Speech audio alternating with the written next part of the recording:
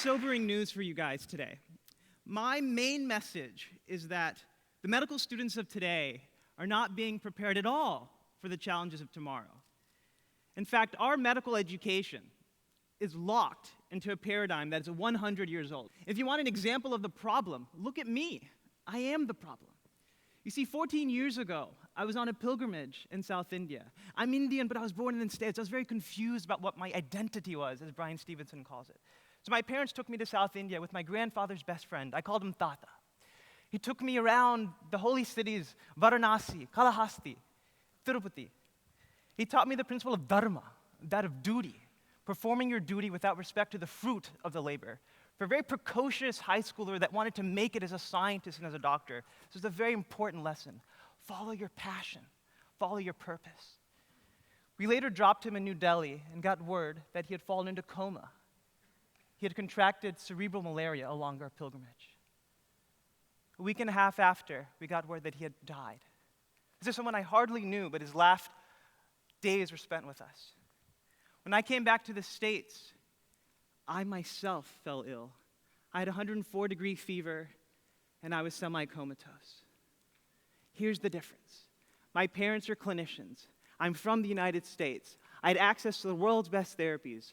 My life was saved. In this process, I saw the connections. I saw how things related to one another, how the silos were broken. And I committed myself to becoming a medical scientist, an MD, PhD. I committed myself to becoming someone that would fight for access to treatments worldwide. But what I'm here to say right here and right now is this process alone of seeking for cures, and our whole biomedical system, our whole health system is built upon training MD, PhDs, or MDs, or scientists that seek.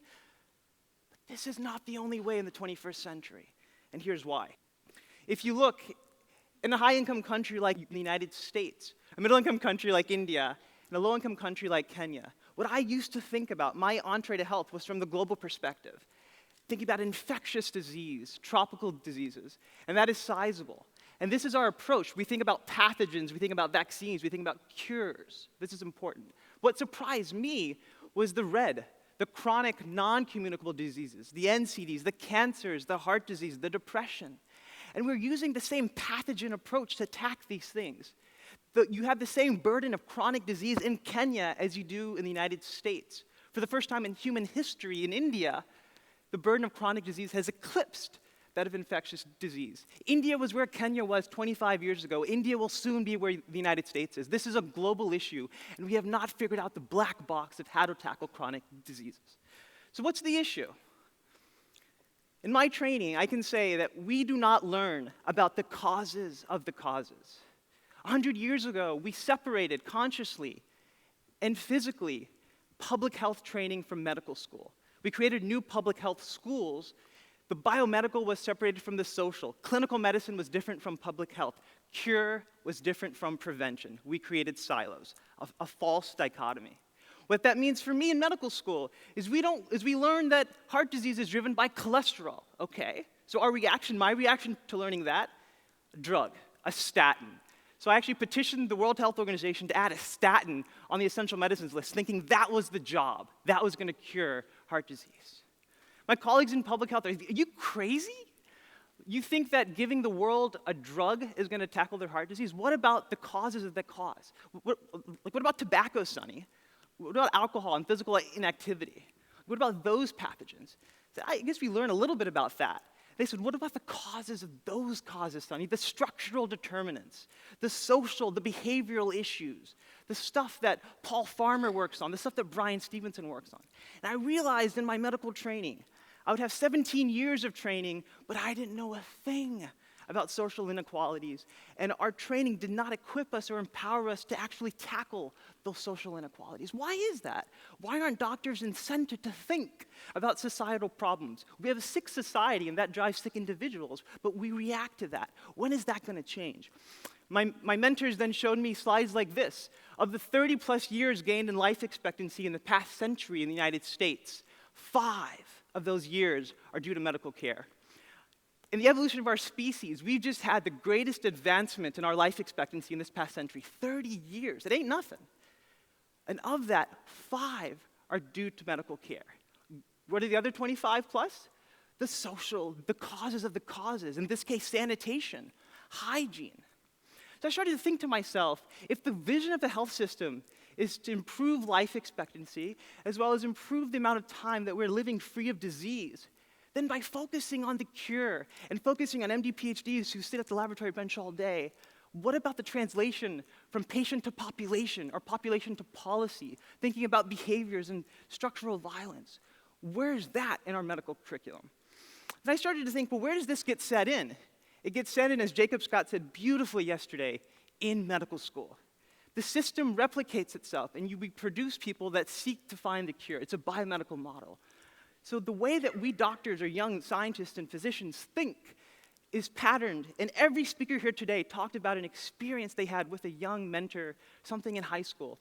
We are influenced by the classroom. So how we think and how we act is affected by this. So what if, instead of trying to change the paradigm up here, students could actually gather up together for the first time and think about changing the way that we think in our own curricula? You're starting to see signs of change, actually. So we have transformation from the top. The medical college admissions test, the MCAT, for the first time in 2015 is going to change, and it's going to add a whole section on the social and behavioral sciences. If I'm an undergrad student, I'd say, okay, if I have to take this longer test, then what do I get out of it? Do I get to major in the social determinants of health in college? There are no such things right now. If I'm in medical school, do I say, is this topic, thinking about behavior change and social and structural issues about inequalities, is that just an elective that's kind of marginalized to the side? Is health policy just an elective? Is thinking laterally just something that people do? Or can we make the extracurricular the curricular? Can we make the extracurricular the curricular? Transformation from the bottom. My colleague Matthew Goodwin, a Weill Cornell Medical College student, said that why is it that everyone from Hippocrates to Galen talked about the importance of physical activity in training young doctors? When we standardized the medical curriculum 100 years ago and made it biomedical based on germ theory, exercise got the boot. So now I don't know anything about exercise. I don't even exercise well myself. So how am I supposed to tell you what to do? So he said, let's train doctors to prescribe exercise. We've always said that exercise is the vaccine for obesity. So he created a course with deans and fellow students in the American College of Sports Medicine called Exercise is Medicine. 50% of the first-year medical school class at Cornell showed up. He's now integrated it into the core curriculum next year, and they've changed test questions based on this. This is the type of transformations that I see. Now, we started a group, like we heard about slime molds earlier, and slime molds are one of my favorite organisms in the laboratory. I worked on them for my PhD. These are organisms in times of stress, 100 million years ago, adapted. One amoeba that hangs out over here, another amoeba that's over here, would actually come together. They'd put their ego and their turf aside and come together. They would form another connection over here and over here and over here. Sooner or later, you had a lattice and then a slug-like creature, a multidisciplinary, multicellular creature that would move with collective polarity in a bottom-up fashion towards higher ground. So we've tried to do that with a group of young people from urban planning and architecture, not just doctors, to think about health in this 21st century. But we can do better. So what I want to do right here and right now from the TEDMED stage, with all the students here, with all the students watching around the world, is we need to start a revolution. A revolution where we think about the causes of the causes. And before people take me wrong and go start to overturn their petri dishes in lab or do something crazy, what I'm really saying is let's do it peacefully. Franklin Roosevelt once said, and I saw this at the Library of Congress yesterday, where I was inspired by the imaginations of our founding fathers, where the creativity and imagination when used for technology can be levered in building a healthy society. He said, since the beginning of our American history, we have been engaged in change and perpetual peaceful resolution. What if medical students, we could rise up and introduce the causes of the causes, whether it's nutrition or exercise or social justice, into the first semester of our medical curriculum? This should be normative, and not just an elective, but as a mandatory. I've put examples from the University of Colombo to the University of Oxford and the University of Iowa in my science kit. So I will end just by saying that there's been a dichotomy between public health and medical education. Let's reunify them, form a slime mold, and that will change history forever in the 21st century. Thank you.